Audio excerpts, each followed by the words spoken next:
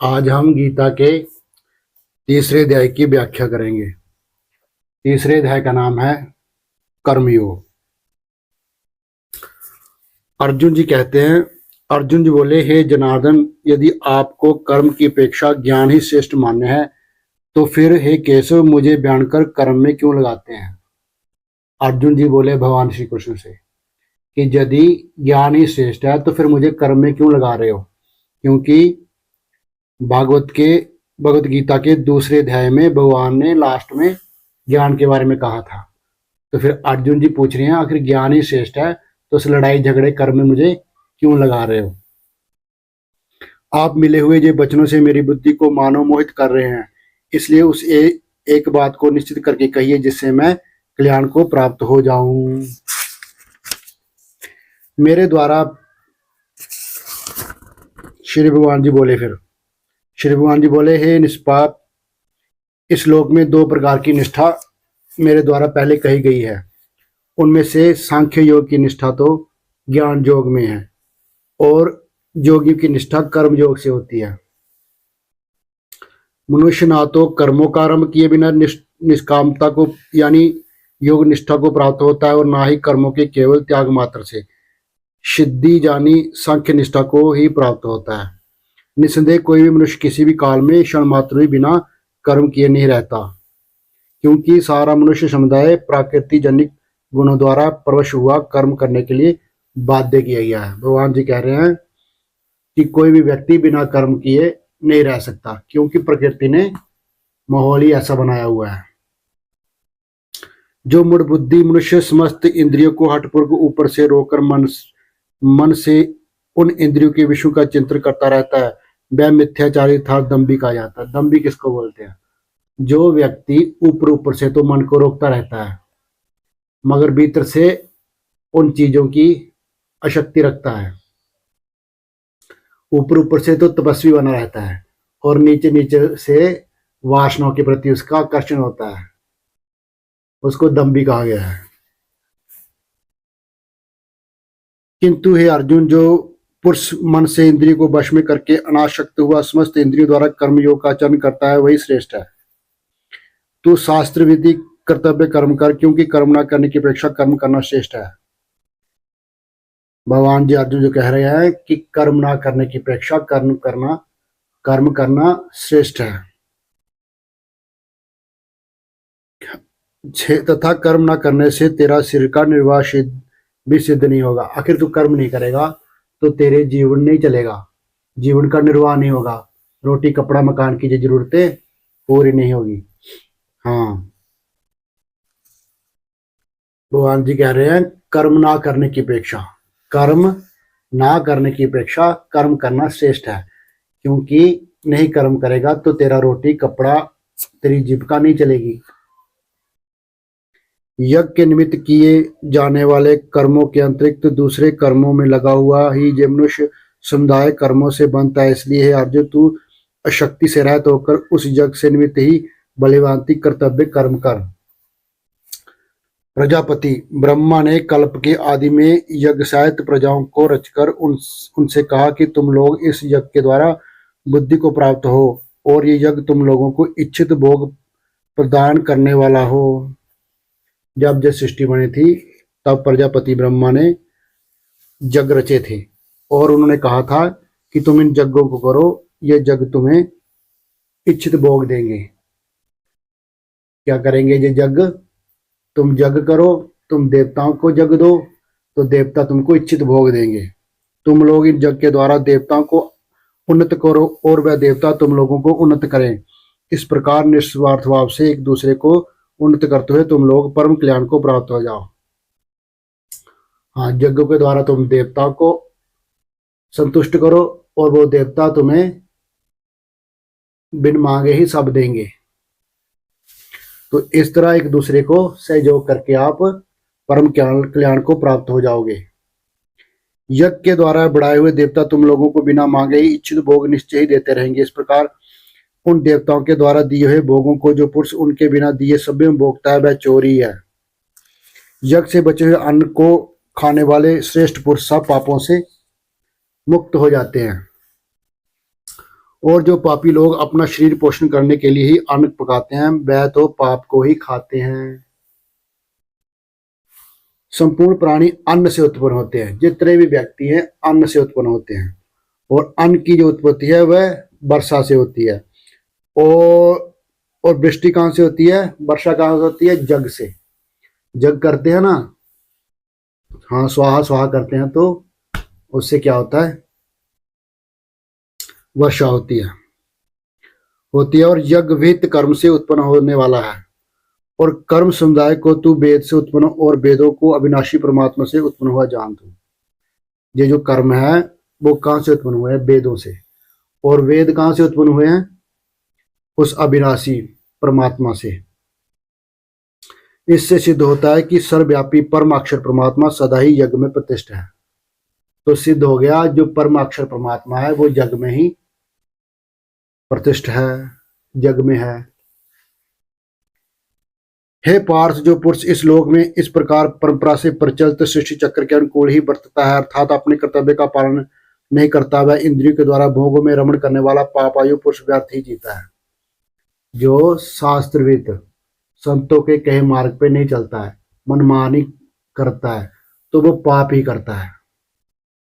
जो अपने मन के हिसाब से चलता है, मनमानी करता है, जो आया सो खा लिया, जो देखने को आया सो देख लिया, तो उस व्यक्ति को क्या होता है?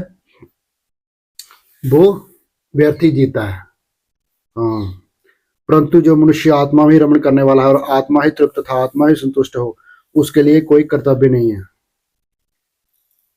लोग कहते हैं कि मैं कर्म नहीं करूंगा, तो भगवान जी कह रहे हैं कर्म वो नहीं करता जो आत्मा में ही रहता है, जो आत्मा में ही संतुष्ट है, उसके लिए कोई कर्तव्य नहीं है। जिसे किसी से प्यार नहीं है, किसी से द्वेष नहीं है, किसी से दुश्मनी नहीं है, किसी से यारी नहीं है, जो अपनी आत्मा से जारी रखता है और आत्मा से ही प्यार करता है, तो वो उस व्यक्ति को कोई कर्म करना श्रेष्ठ नहीं है, क्योंकि उसको अपना परिवार कुछ बढ़ाना ही नहीं है, तो फिर वो कर्म क्यों करेगा? और शरीर के लिए भी वो हाँ इतना ज्यादा कर्म नहीं करता, जो मिल जाए सो खा लिया, जहां दिखा वहां सो लिया। उस महापुरुष का इस विश्व में ना तो कर्म करने में कोई प्रयोजन रहता है और ना ही कर्म करने में ही कोई प्रयोजन रहता है, तथा संपूर्ण प्राणियों में भी इसका किंचन मात्र भी स्वार्थ का संबंध नहीं रहता। उसका स्वार्थ का कोई संबंध ही नहीं रहता, तो फिर वो कर्म किस लिए करेगा? परिवार बढ़ाना होगा तो काम धंधा करेगा ना, तो उसको बढ़ाना ही नहीं है, और उसको जीने की भी इच्छा नहीं है, खाने की भी इच्छा नहीं है, आत्मा में सुख वाला है, तो फिर वो कहाँ से काम करेगा? इसलिए तू निरंतर अशक्ति से रहित होकर सदा कर्तव्य कर्म को भली भांति करता रहे, क्योंकि अशक्ति से रहित होकर कर्म करना करता हुआ मनुष्य परमात्मा को प्राप्त हो जाता है। इसलिए तुम्हें किसी भी चीज से मोह बिना करते हुए कर्म करना चाहिए। जनक आदि ज्ञानी जन भी अशक्ति रहित कर्म द्वारा ही परम सिद्धि को प्राप्त हुए थे। जो पहले हो गए हैं जनक जी, माता सीता के जो पिताजी थे, वो भी गृहस्थ में रहते थे, तो उन्होंने भी अशक्ति रहित बिना मोह माया के हाँ कर्म किए थे, तो फिर वो इसलिए वो परम सिद्धि को प्राप्त हो गए थे। इसलिए तथा लोक संग्रह को देखते हुए भी तुझे कर्म करने को कोई योग्य है, अर्थात तुझे कर्म करना ही उचित है। हाँ, तो फिर इसलिए अर्जुन को भगवान कह रहे हैं तुझे कर्म करना ही चाहिए, क्योंकि तू सिद्ध नहीं है, तो गृहस्थी है। श्रेष्ठ पुरुष जो जो चरण करता है, अन्य पुरुष भी वैसा ही चरण करते हैं। वह जो कुछ प्रमाण कर देता है, समस्त मनुष्य समुदाय उसके अनुसार वर्तने लग जाता है। जो श्रेष्ठ पुरुष होता है, लोग उसकी ही नकल करते हैं, लोग उसी के ही बताए हुए मार्ग पे चलते हैं। तो इसलिए भगवान अर्जुन को कह रहे हैं कि तुम युद्ध से मत भागो, तुम अपना कर्तव्य कर्म करो। हे अर्जुन, मुझे इन तीनों लोगों में ना तो कुछ कर्तव्य और ना कोई भी प्राप्त करने योग्य वस्तु अप्राप्त है, तो भी मैं कर्म करने में ही बरतता हूँ। भगवान जी कह रहे हैं मुझे कोई भी ऐसी चीज नहीं है जो मुझे प्राप्त नहीं है और जिसे मैं प्राप्त नहीं कर सकता, पर फिर भी मैं कर्म कर रहा हूँ। क्योंकि हे पार्थ, यदि कदाचित मैं सावधान होकर कर्म अच्छे कर्म में ना बरतूं तो बड़ी हानि हो जाए। क्योंकि मनुष्य सब प्रकार से मेरे ही मार्ग का अनुसरण करते हैं। इसलिए यदि मैं कर्म न करूं तो ये सब मनुष्य नष्ट भ्रष्ट हो जाए, और मैं सकर्ता का करने वाला हूं तथा इस समस्त प्रजा को नष्ट करने वाला हूं। भगवान जी कह रहे हैं यदि मैं कर्म ना करूं, अच्छे से कर्म ना करूं, तो ये सब सृष्टि को मारने वाला मैं बन जाऊं। हे भारत, कर्म में अशक्त हुए अज्ञानी जन जिस प्रकार कर्म करते हैं, अशक्ति रहित विद्वान भी लोक संग्रह करना चाहता हुआ उसी प्रकार कर्म करे। भगवान जी कह रहे हैं जैसे आम लोग कर्म करते हैं, हाँ, अशक्ति में अपने बच्चों के लिए जो कर्म करते हैं, अपने संग्रह प्रग्रह के लिए कर्म करते हैं, वैसे ही विद्वान जो श्रेष्ठ पुरुष है उसको भी वैसा ही करना चाहिए। क्यों? परमात्मा के स्वरूप में अट स्थित पुरुष ज्ञानी पुरुष को चाहिए कि वह भी शास्त्र विहित कर्म से अशक्ति वाले अज्ञानियों की बुद्धि में ब्रह्म अर्थात कर्मों में श्रद्धा उत्पन्न न करे, किंतु सभ्यम शास्त्र विहित समस्त कर्म भलीभांति करता हुआ उनसे भी वैसे ही कराए। जो श्रेष्ठ पुरुष है, जो ज्ञानी पुरुष है, वो भी सब कर्मों को हाँ करे। यदि वो ऐसा नहीं करेगा, यदि वो कर्म नहीं करेगा, ऐसे ही पड़ा रहेगा, प्रारब्ध बस सोचेगा कि आता रहे, तो लोग भी ऐसा करेंगे, क्योंकि श्रेष्ठ को देखकर उसके मार्ग पे सब चलते हैं, हाँ, तो वो भी फिर ऐसे करने लगेंगे। इसलिए ज्ञानी को भी चाहिए कि वो अपनी दिनचर्या को अच्छे से करे, लोग भी उसको देखकर उसी के तरीके से चले। वास्तव में संपूर्ण कर्म सब प्रकार से प्रकृति के गुणों द्वारा किए जाते हैं, तो भी जिसका अंतकरण अहंकार से मोहित हो रहा है, ऐसा अज्ञानी मैं करता हूं ऐसा मानता है। जैसे कि हम कुछ करते नहीं है, सब कुछ प्रकृति करती है। आंख हम मूंदते नहीं है, मूंदती रहती है। धड़कन हम चलाते नहीं, चलते रहते हैं।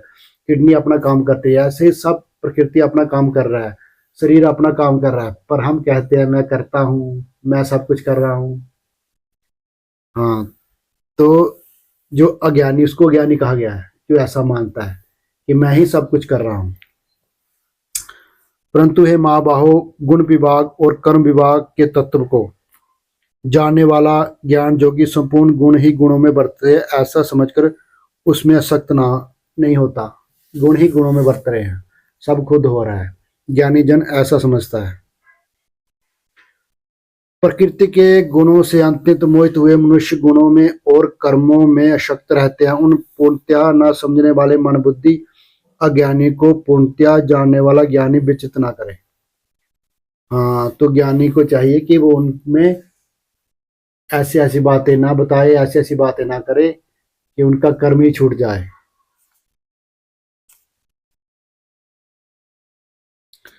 मुझ अंतर्यामी परमात्मा में लगे हुए चित्त द्वारा संपूर्ण कर्मों को मुझ में अर्पण करके आशा रहित, ममता रहित और संताप रहित होकर युद्ध कर। भगवान जी अर्जुन को कह रहे हैं कि मैं मुझ अंतर्यामी परमात्मा में लगे हुए चित्त द्वारा संपूर्ण कर्मों को मुझ में अर्पण करके, संपूर्ण कर्मों को मुझ में अर्पण करके आशा रहित, किसी चीज की आशा मत कर, ममता रहित, किसी की ममता मत कर, संताप रहित होकर युद्ध कर। जो कोई मनुष्य दोष दृष्टि से रहित और श्रद्धा युक्त होकर मेरे इस मत का सदा अनुसरण करते हैं, वह ही संपूर्ण कर्मों में छूट जाते हैं। परंतु जो मनुष्य मुझ में दोष अर्पण करते हुए मेरे इस मत के अनुसार नहीं चलते, उन मूर्खों को तुम संपूर्ण ज्ञानों में मोहित और नष्ट हुआ ही समझ। जो भगवान की बात को नहीं मानते, वो नष्ट, आज भी नष्ट है, कल भी नष्ट है, और नष्ट हुआ ही उनको मानना चाहिए। इंद्रियों के अर्थ में अर्थात प्रत्येक इंद्रिय के विषय में राग और द्वेष छिपे हुए हैं। मनुष्य को उन दोषों के वश में नहीं होना चाहिए, क्योंकि वह दोनों ही इसके कल्याण के विघ्न करने वाले महान शत्रु हैं। हाँ, भगवान जी कह रहे हैं इंद्रियां और इंद्रियों के अर्थ में अर्थात प्रत्येक इंद्रिय के विषय में, इंद्रिय के कोई भी विषय है, देखने का, चखने का, ये जितने भी विषय हैं, ये सब इनसे राग द्वेष होता है। मगर मनुष्य को उन दोनों में वश में नहीं होना चाहिए, प्रेम और नफरत के वश में नहीं होना चाहिए, क्योंकि ये दोनों ही कल्याण मार्ग में विघ्न करने वाले महान शत्रु हैं। समझ में आया ना? अच्छी प्रकार आचरण में लाए दूसरे के धर्म से गुण रहित भी अपना धर्म अति उत्तम है। अपने धर्म में तो मरना भी कल्याणकार कर, दूसरे का धर्म भय को देने वाला है। यदि आप ज्ञान मार्ग के हो तो ज्ञान मार्ग का ही करो, क्योंकि आपकी आदतें वही हैं ज्ञान मार्ग वाली। आप कर्म योग वाले हैं तो आप कर्म योग में ही चलो, क्योंकि इसको किसी के धर्म में, बल्कि किसी के जो कर्म है, जो कोई आदमी और कर्म करता है, किसी का स्वभाव कैसा होता है, किसी का कैसा होता है, तो अपने स्वभाव के अनुसार ही चलना चाहिए। यदि कर्म योगी ज्ञान योग में जाएगा तो उसको बड़ा अटपटा लगेगा, उसको बड़ा परिश्रम लगेगा। इसलिए कर्म योगी को कर्म करते हुए भगवान को प्राप्त हो जाएगा, करते रहना चाहिए, हो जाएगा, पक्की बात है। और जो ज्ञानी हैं उनको कर्म करने में इतनी ज्यादा शक्ति नहीं होती, वो ज्ञान में ही जा सकते हैं। उनको कहो कि इतना भारी भारी भारी कर्म करो तो वो नहीं कर सकते। यदि वो करेंगे तो फिर वो फंस जाएंगे। हाँ, तो इसलिए भगवान ने कहा है अच्छी प्रकार चरण में लाए हो दूसरे के धर्म में गुण रहित भी अपना धर्म अति उत्तम है। अपने धर्म में ना तो अपने धर्म में तो मरना भी कल्याणकारक है, दूसरे का धर्म भय को देने वाला है। दूसरे का जो काम है वो भय देने वाला है। हाँ। अर्जुन बोले, हे कृष्ण, तो फिर ये मनुष्य सभ्य ना चाहता हुआ भी बलात् लगाए हुए की भांति किससे प्रेरित होकर पाप का आचरण करता है? तो बहुत बड़ा प्रश्न पूछ रहे हैं अर्जुन जी भगवान से, कि हम चाहते नहीं कि हम बुरा काम करें, पर फिर भी हमसे कौन है जो बुरा काम करवा रहा है? अर्जुन बोले, हे कृष्ण, तो फिर ये मनुष्य सभ्य ना चाहता हुआ भी बलात् लगाए हुए की भांति किसके प्रेरित होकर पाप का आचरण करता है? इससे ये पाप कौन करवाता है? अर्जुन जी पूछ रहे हैं। मनुष्य तो चाहता नहीं कि मैं पाप करूं, कोई नहीं चाहता कि मैं मर्डर करूं, मगर फिर भी कर देते हैं। कोई नहीं चाहता कि मैं गलत काम करूं, मगर हो जाता है और बाद में अभी पछताता है। मगर ये करवाने वाला कौन है? तो फिर श्री भगवान जी बोल रहे हैं, श्री भगवान बोले, रजोगुण से उत्पन्न हुआ जे काम ही क्रोध है, जे बहुत खाने वाला अर्थात भोगों से कभी ना अगाने वाला और बड़ा पापी है। इसको ही तू इस विषय में बैरी जान। काम वासना, हाँ, जो ये सेक्स है यही भारी दुश्मन है आदमी का। रजोगुण से उत्पन्न हुआ जे काम ही क्रोध है, जे बहुत खाने वाला अर्थात भोगों से कभी ना अगाने वाला और बड़ा पापी है। इसको ही तू इस विषय में बैरी जान। सबसे बड़ा बैरी कौन है? काम, काम वासना। हाँ, क्यों? क्यों ये सबसे बड़ा पापी है?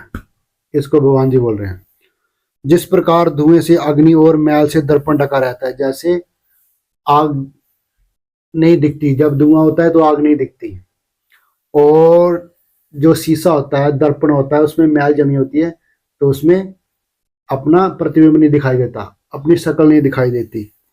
इस प्रकार जिस प्रकार जेर से गर्भ ढका रहता है, जिस प्रकार जेर से गर्भ ढका रहता है, वैसे ही उस काम के द्वारा ये ज्ञान ढका रहता है। हाँ, हमारा जो ज्ञान है वो किसके द्वारा ढका हुआ है? काम के द्वारा, काम वासना के द्वारा हमारा ज्ञान जो है वो ढका हुआ है। सब ज्ञानी है, मगर ये जो काम वासना है उसी के कारण ये ज्ञान ढका हुआ है, और हम अज्ञानी बना दिया हमको। किसने? काम ने।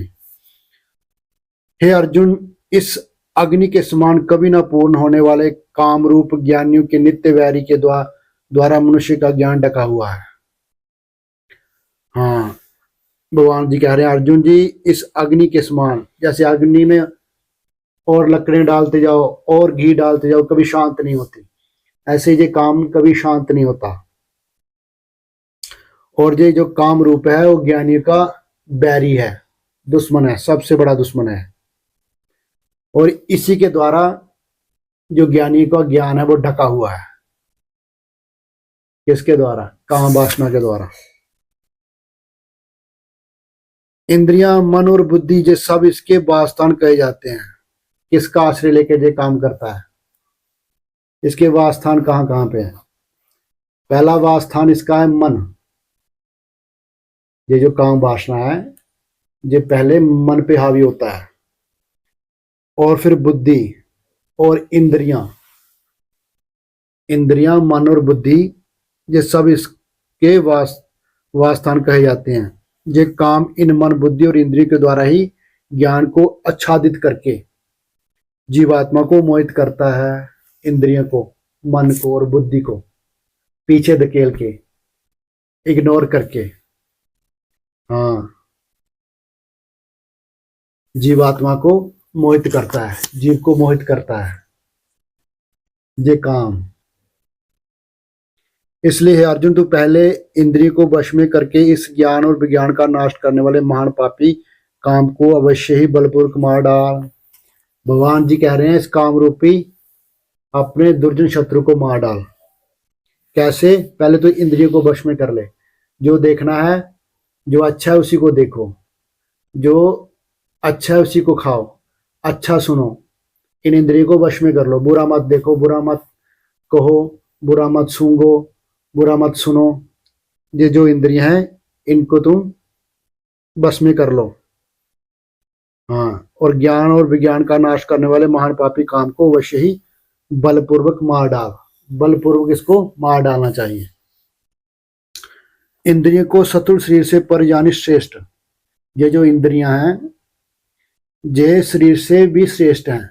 ये शत्रु शरीर दिख रहा है ना, इससे भी श्रेष्ठ आंख, कान, हाँ, और जीवा इससे भी ज्यादा श्रेष्ठ हैं। ये इंद्रियां उससे ज्यादा श्रेष्ठ हैं शत्रु शरीर से। और सूक्ष्म कहते हैं, और उनसे सूक्ष्म है। शत्रु शरीर से ये सूक्ष्म है। हाँ, इन इंद्रियों से परे मन है, इंद्रियों से परे मन है। ये जो इंद्रियां हैं, खाने पीने देखने की जो इंद्रियां हैं, उनसे परे मन है। हाँ, और मन से भी पर बुद्धि है, और मन से भी काफी दूर बुद्धि है। सूक्ष्म जो है, ताकतवर जो है, वो बुद्धि है। और जो बुद्धि से भी अत्यंत पर है वह आत्मा है, और बुद्धि से भी अत्यंत पर है, सूक्ष्म है और बलवान है, वो परमात्मा है, आत्मा है। हाँ, आपकी जो आत्मा है, इंद्रियों से परे मन है, मन से परे बुद्धि है, और बुद्धि से भी पर श्रेष्ठ आत्मा है। इस प्रकार बुद्धि से पर अर्थात सूक्ष्म, बलवान और अत्यंत श्रेष्ठ आत्मा को जानकर और बुद्धि के द्वारा मन को वश में करके, हे महाबाहो, तो इस कामरूप दुर्जन शत्रु को मार डाल।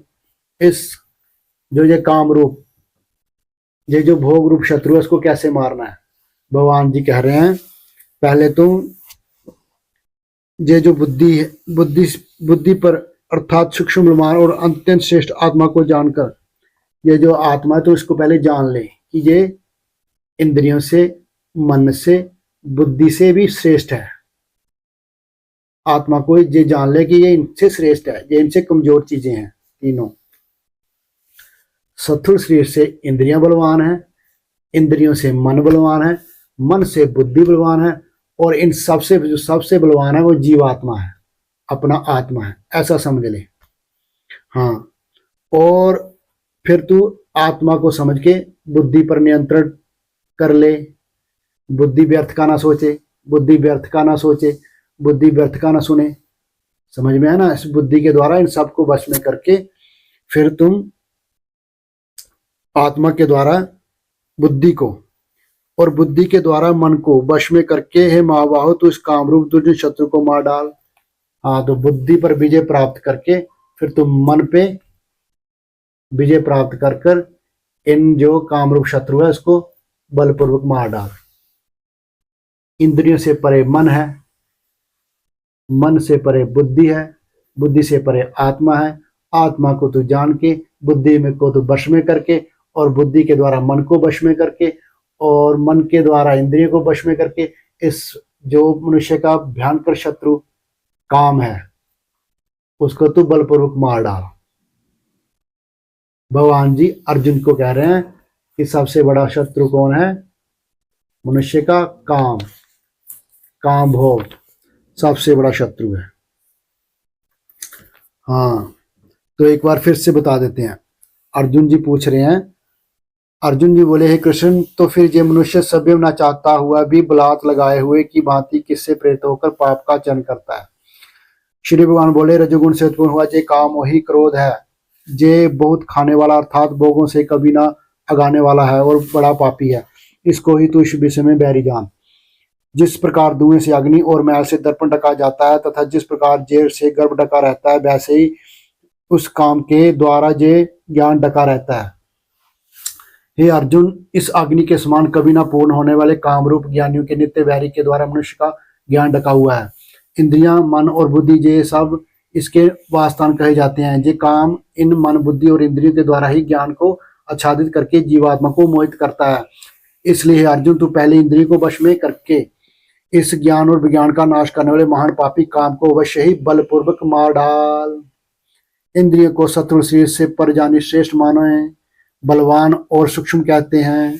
इंद्रियों को शत्रु शरीर से पर जानी श्रेष्ठ, बलवान और सूक्ष्म कहते हैं। इंद्रिय से पर मन है, मन से भी पर बुद्धि है और बुद्धि से भी अत्यंत पर आत्मा है। इस प्रकार बुद्धि से पर अर्थात सूक्ष्म, बलवान और अत्यंत श्रेष्ठ आत्मा को जानकर और बुद्धि के द्वारा मन को वश में करके, हे महाबाहो, तू इस कामरूप दुर्जन शत्रु को मार डाल।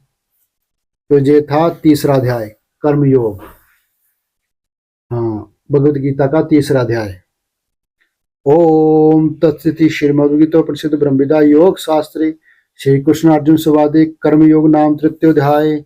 इस प्रकार प्रसिद्ध ब्रह्मविद्या तथा योग शास्त्र श्रीमद्भगवद्गीता के श्री कृष्ण अर्जुन संवाद में कर्मयोग नाम तृतीय अध्याय संपूर्ण हुआ।